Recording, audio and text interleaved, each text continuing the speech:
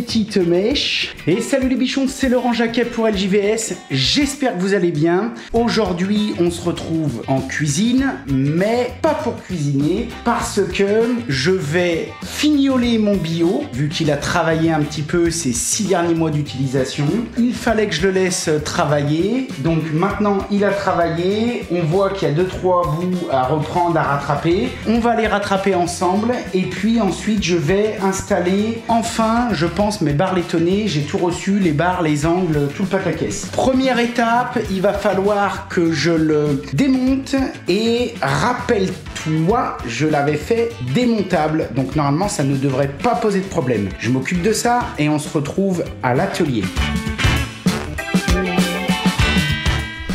Ok les bichons, on vient de l'amener là avec Carole qui m'a filé un bon coup de main parce que je t'explique pas, j'étais pas prêt de le faire tout seul. C'est un coup à se démolir le dos. Bon, là on est sur la face inférieure, il n'y a pas grand chose qui a bougé, c'est pas mal.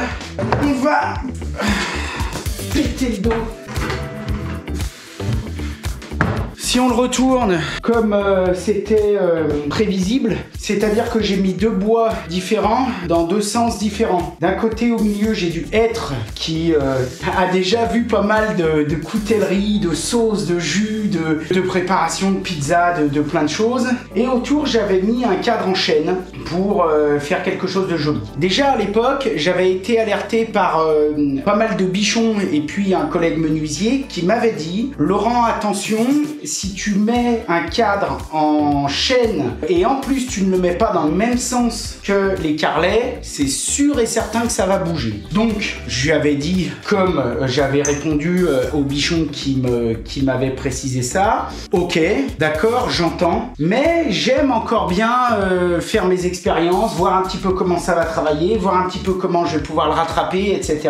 Et puis en étant honnête, j'avais vraiment envie de mettre ce cadre en chêne. Donc j'ai accepté à l'époque, j'ai pris le risque, j'ai accepté ce risque et est arrivé ce qui devait arriver, ça a tout bougé. Alors comment ça a bougé? C'est très simple, vous allez le voir, je vais vous le montrer. En fait, le centre s'est resserré, c'est-à-dire que tous les côtés sont bombés, donc du coup, la bonne nouvelle, c'est que heureusement que j'ai pas mis mes barres et tout, parce que ça, je pense que ça aurait pété. Les centres se sont creusés et donc le bois, le chêne a cintré, pourtant c'était dominoté, il y a des endroits, ça a dû à moitié me faire sauter les dominos, ça a bougé et en plus il s'est resserré, donc c'est à dire que je pense qu'il a fini de sécher. Le fait d'être à la cuisine dans une atmosphère qui est toujours plus ou moins la même, qui est beaucoup plus stable en tout cas que ici dans l'atelier ou alors quand le bois était stocké dehors, même si à l'époque, rappelle-toi, j'avais tout passé au testeur d'humidité et j'étais vraiment dans des conditions ultra acceptables. Encore une fois, je me cherche pas d'excuses, ici il y a beaucoup de contraintes, même si le bio est magnifique, eh bien il a bougé de manière considérable, ce qu'on va essayer de rattraper aujourd'hui. Hier, j'ai mon collègue menuisier qui est passé, on en a parlé et il m'a dit « Laurent, maintenant normalement, il a dû se stabiliser, je pense qu'il va plus trop bouger. » Donc, je lui ai demandé conseil, il m'a dit « Je te conseille de enlever les équerres, recouper tes angles, essayer de represser ça correctement et puis tu verras, mais normalement, il ne devrait plus se redilater. » Ce bio a connu à peu près toutes les phases dans la cuisine, des phases en plein été avec 45 dehors, la clim dedans, sans clim, en plein hiver avec -10 dehors, le chauffage à la maison, à côté du four à pain qui tournait pendant 2 jours de suite, etc. Donc je pense qu'il ne rebougera plus trop. Après, comme je le dis à chaque fois, quand on fait des pièces en bois et d'autant plus des pièces très sollicitées comme ce genre de choses, ça reste du bois, ça reste vivant, donc on est à l'abri de rien. C'est un risque, il faut l'accepter. Si je ne voulais pas l'accepter ou si vous ne voulez pas l'accepter, eh bien vous allez sur internet, vous commandez un truc en plastique, une planche à découper en plastique blanc, ça bougera jamais et terminé. Moi c'est pas ce que je voulais, donc j'accepte les risques. C'est dingue, il sent bon.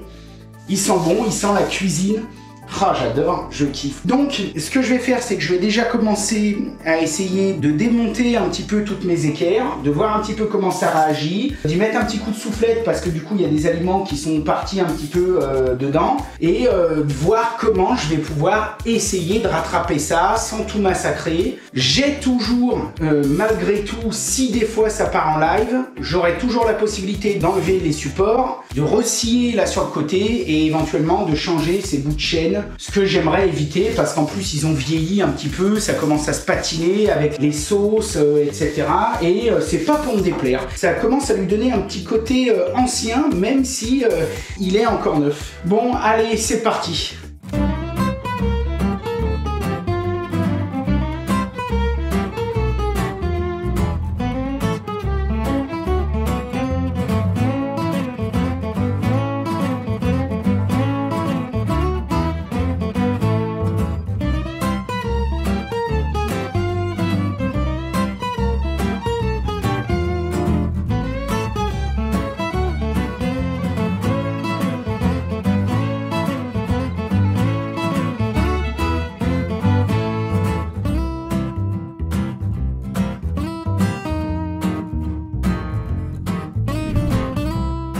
Bon les bichons, donc je viens de démonter toutes les poignées, j'ai démonté toutes les équerres et j'ai fait un essai en enlevant un petit peu de matière avec une scie à main, une scie Jap.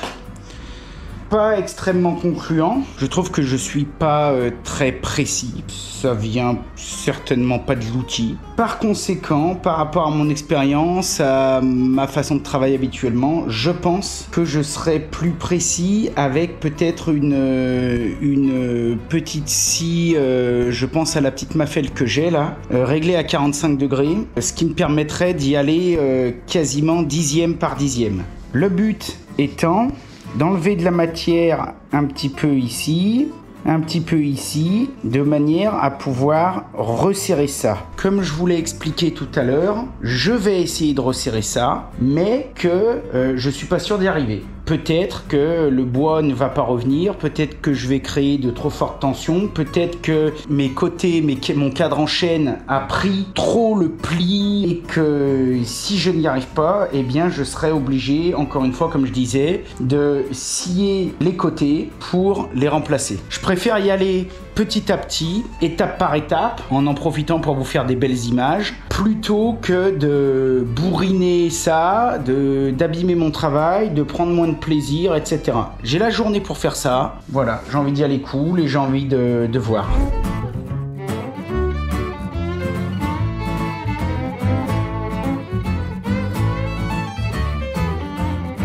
Donc je viens d'installer le bio sur la table Felder qui est impeccable et qui pour le coup sera plus pratique que mon établi puisque ça va me permettre de travailler à hauteur avec un petit peu plus de confort. J'en profite pour illustrer parce que ça illustre parfaitement ce que je vous disais tout à l'heure. Voilà un petit peu les forces qui s'exercent sur le bois.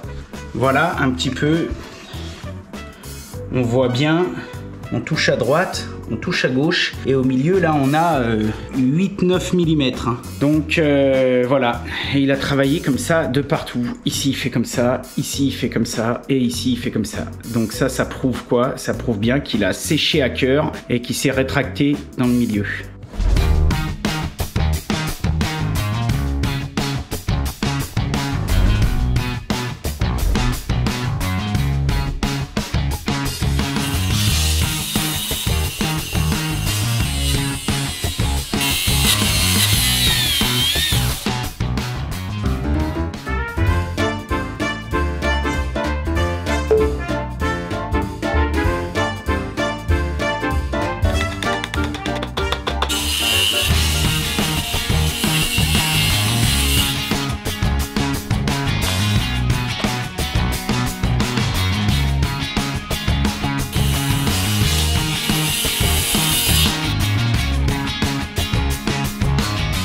J'ai ressillé un peu mes angles. Je peux déjà de facto constater que ça s'est resserré un petit peu, donc ça c'est bien.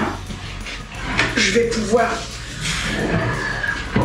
essayer maintenant avec des serre-joints. Je vais peut-être mettre un petit coup de soufflette avant pour dire d'enlever un petit peu les salissures. Puis je vais pouvoir essayer avec des serre-joints et des cale-martyrs de resserrer un petit peu le bio, de le remettre un petit peu à niveau, de le recaler dans tous les sens.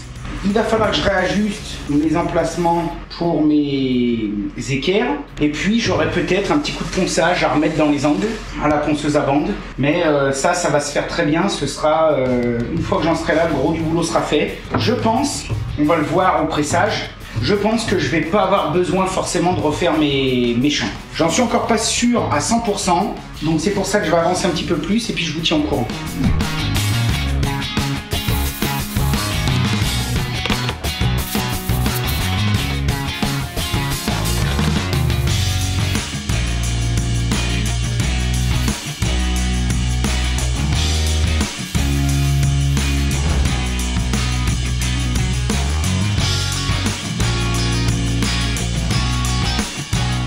Ok, donc j'ai réussi à brider la bête, voilà. Ça me paraît pas déconnant, j'espère que je vais pouvoir arriver et puis arriver à stabiliser tout ça aussi, peut-être avec les équerres.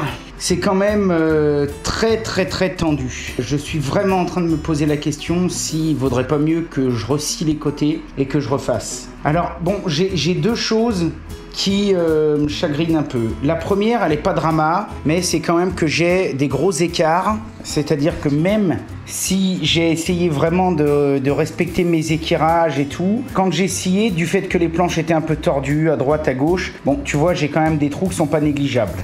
Pas négligeable, mais j'ai du bon mastic à bois, ce sera pas déconnant et encore une fois que ce sera fini, je suis sûr de mon coup, personne verra jamais que là dans les angles il y a du mastic. Donc ça c'est un point relatif. Par contre, le point qui m'embête quand même un petit peu plus, eh bien c'est plutôt le point de la tension que j'ai dû mettre pour recadrer ça, qui est juste dingue. On voit bien que les serre-joints sont littéralement arqués tellement que je les ai tendus, hein, on voit bien. Et ça, par contre, ça m'embête un peu. D'autant plus qu'il va falloir que je remette les charnières. Mais pour remettre les charnières, donc j'aurai peut-être un coup de ponçage à mettre à droite à gauche et tout, mais pour remettre les charnières, même s'il va falloir que je ragrandisse un petit peu les trous, les prochains trous de vis vont tomber très près des trous de vis existants. Eh bien, on risque d'avoir une mauvaise accroche de ces angles, pas de ces charnières, je crois que j'ai dit ces charnières. On risque d'avoir une mauvaise accroche puisque les trous risquent d'être trop près entre les nouveaux et les anciens. Donc au final, ça paraît pas grand chose comme ça, mais c'est pas gagné. C'est pas gagné. Je sais pas. Je vais peut-être essayer quand même de faire un angle. Puis si ça va pas, de toute façon là j'aurai pas le choix, faudra que je les refasse. Voilà, bon je te tiens au jus.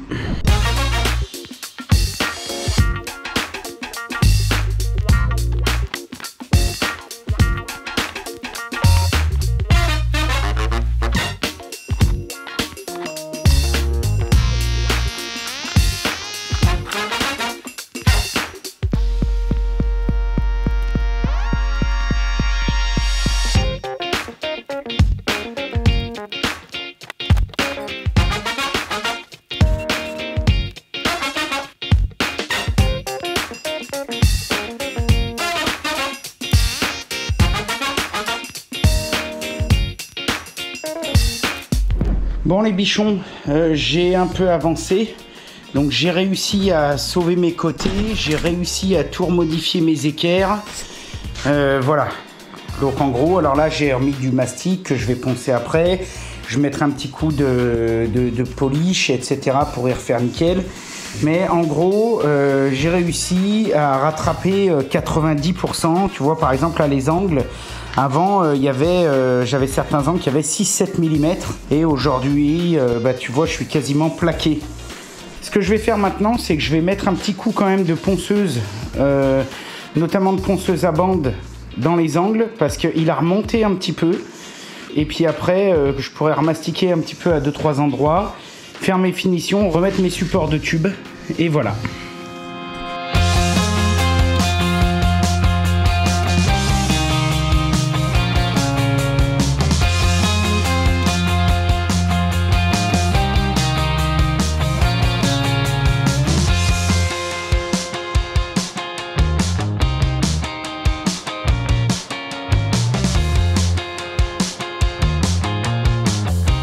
Bon les gars, je reviens un petit peu vers vous. Du coup, j'ai remis un petit coup de ponçage tout le tour. comme tu peux le voir. J'ai remis un petit coup de mastic par le dessus à 2-3 endroits. Bon, même si ça va peut-être travailler un peu, c'est pas drama. J'ai remis encore un deuxième coup de mastic dans les angles. Donc là, par contre, cette fois, il faut bien que j'y laisse sécher de manière à ce que, bah voilà, je sois sûr que ça puisse se poncer et me faire un joli petit angle comme je veux, quoi. Même si, bon, s'il y a un petit côté arrondi, ça donnera toujours aussi un petit côté vieilli, c'est pas drama. Les prochaines étapes, eh bien là, j'ai plus trop le choix parce que vu que j'ai remis un petit coup de ponçage, il va falloir que j'y remette un petit coup de rubio. Énorme avantage du rubio, c'est que c'est alimentaire, enfin alimentaire, attention, faut pas boire une bouteille de rubio, mais il y a toutes les homologations. Tu peux faire des jouets de gamins avec et puis qu'ils les mettent à la bouche, qu'ils les mâchouillent tout, ça ne craint rien. C'est déjà ce que j'avais fait le premier coup. Je vais remettre un petit coup de rubio après et puis ensuite il faudra que je remonte les supports de barre. Par contre, eh bien ça je peux pas trop y faire maintenant puisque bah je suis obligé d'attendre que le mastic sèche et je suis obligé d'attendre d'avoir remis un dernier petit coup de ponceuse. Il faut vraiment que j'y fasse à la fin. En sachant qu'il avait quand même bien travaillé et que je suis content d'y avoir redressé, mais que si on regarde par exemple parfaitement bien, et ben on voit que même si j'ai ramené le bois, malgré tout, ça fait encore un peu le ventre. Bon, faut vraiment être sur la tranche, c'est pas comme ça de partout, tu vois. Là, ça le fait un petit peu, mais moins. Faudrait que je pose une règle. Là, ça ne le fait quasiment pas. Peut-être un peu vers le fond. Et là, ça le fait pareil, quasiment pas, un petit peu. Mais toujours est-il que là, peu importe. Ce qui compte, c'est que ça touche tout bien, que ce soit nickel, que j'ai pu rectifier tout ça sans trop l'abîmer. Au contraire, ça va lui redonner un petit coup de frais. Et puis voilà. Puis après, bah, il va faire comme tous les bios du monde. Il va vivre, il va reprendre du chaud, du froid, du gras, du sucré, du salé. Il va se patiner pour notre plus grand plaisir, en sachant vraiment que, en étant très honnête, c'est vraiment, mais vraiment la pièce maîtresse de la cuisine. Ce matin, je l'ai démonté. Tu vois, Carole, première chose qu'elle m'a dit, punaise, tarde pas à le remonter parce qu'on s'en sert, mais genre, mais tous les jours. Bon, je vous laisse. Je sais pas si je vais vous reprendre ce soir. Il est 7h20. Je vais ranger, je vais laisser sécher et puis je vous reprendrai quand je rebioterai ou alors quand je mettrai les supports de barre. Enfin, pour toi, normalement, c'est tout de suite.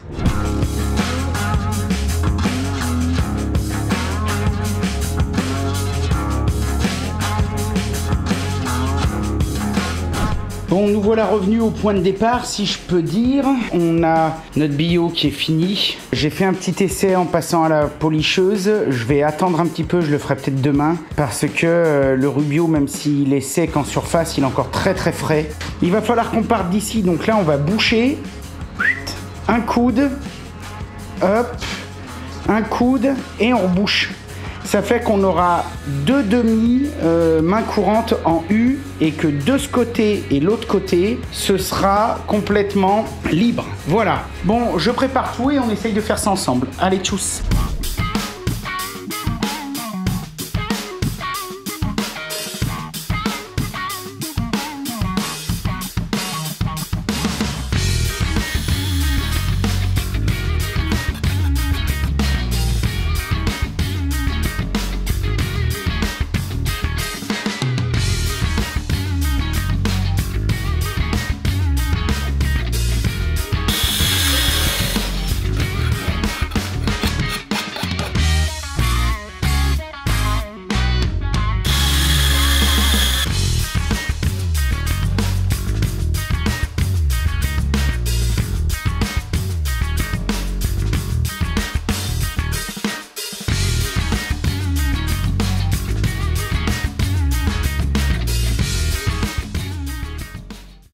Figurez-vous les bichons qu'il n'y a pas si longtemps, je regardais un reportage sur Joël Robuchon. Vous savez, le super cuisinier du siècle qui, bon voilà, était juste un dieu en cuisine. Donc il lui montrait ses restaurants, il montrait ses restaurants aux journalistes, il se baladait et il lui montrait chez lui sa maison. Et le journaliste lui dit mais pour résumer, monsieur Robuchon, vous aimez le luxe. Et là, Joël Rebuchon regarde le journaliste et lui dit « Je crois que vous n'avez rien compris à ce que je vous ai expliqué pendant plusieurs heures. Je n'aime pas le luxe, ce que j'aime, c'est le beau. C'est les beaux objets, c'est les belles choses, qu'ils ne veulent pas forcément dire luxueuses, mais juste belles. Et ça, sincèrement, c'est beau. C'est une belle chose, c'est un bel objet. J'ai mis du temps à le construire, j'ai mis du temps à le concevoir, à le fabriquer, à le réaliser. Je pense qu'il va rester dans la famille pendant de nombreuses années, d'autant plus que compte tenu que c'est une pièce artisanale fait 100% ici, ça veut dire que même si un jour il y a un souci, je pourrais le rénover, je pourrais l'entretenir et je pourrais faire en sorte qu'on y cuisine avec bonheur et bonne humeur pendant des dizaines et des dizaines d'années dessus. Je peux vous dire que ce bio des histoires de famille, il va en voir passer. Je suis très content du résultat final. J'ai réessayé en off de remettre un petit coup à mes équerres. On va pas se mentir, c'est pas gagné. Je vais réessayer demain en off. Je vous tiendrai au courant. Si je vois que mes équerres sont rattrapables avec les petites polisseuses que j'ai, je les rattraperai. Si elles ne sont pas rattrapables, on en parlera à la patronne et au pire, je recommanderai 8 équerres en laiton poli pour les remplacer. Pour l'instant, comme ça choque pas. Mais je tenais quand même à vous le dire pour pas qu'on se la raconte, quoi. Voilà. Bon, maintenant, ce que je vais faire, c'est que je vais appeler mon amoureuse, voir si elle est sortie de la piscine, parce que nous sommes le 14 juillet. J'ai travaillé toute la journée et franchement, quel plaisir, quel bonheur de pouvoir avoir un endroit comme ça où on peut déconnecter un petit peu et où on peut bosser, s'exprimer tranquillement. Donc les filles étaient à la piscine. Je vais voir si elles sont sorties. Si elles sont sorties, je vais demander un petit coup de main à mon épouse. Et comme ça, on va pouvoir réinstaller le bio. Et puis, je vous montrerai bien sûr des images de ce que ça donne en situation réelle dans la cuisine. Allez, on y va.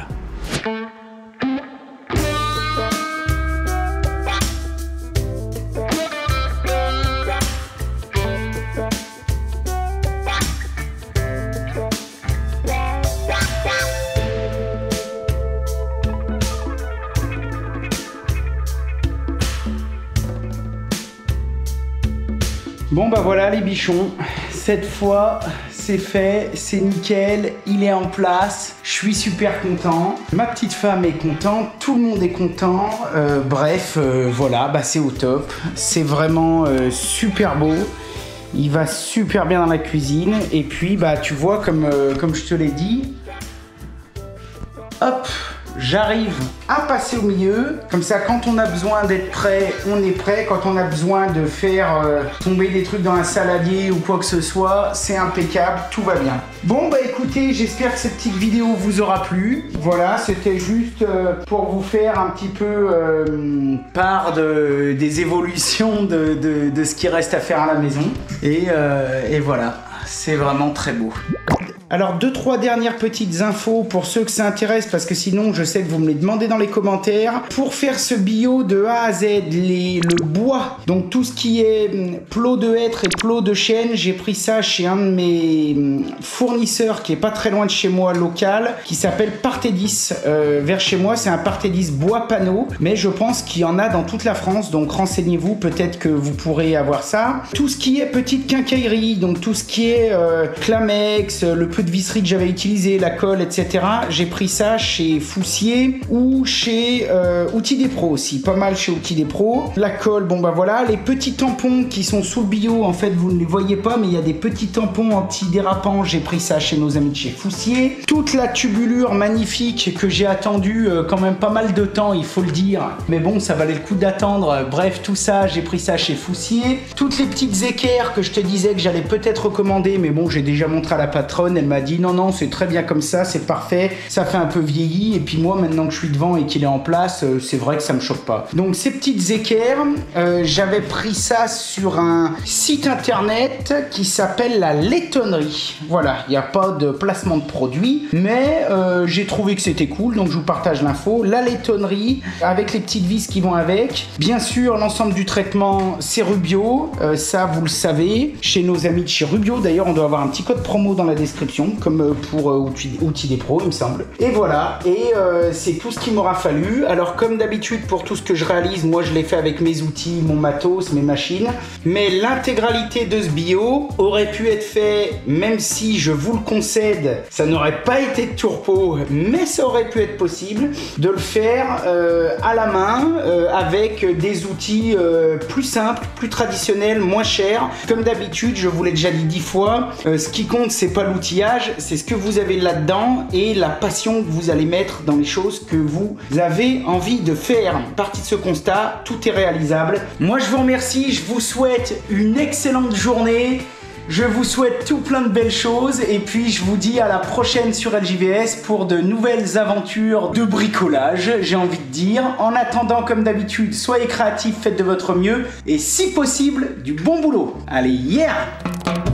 Ici, on arrive dans la cave. Ça fait vraiment partie des prochaines pièces que je vais faire. Le dernier étage de la maison, l'étage des filles. La chambre de Marie, elle fait la même taille que les autres. On a l'impression qu'elle est un petit peu plus grande parce qu'en fait, elle est vraiment sous le pignon.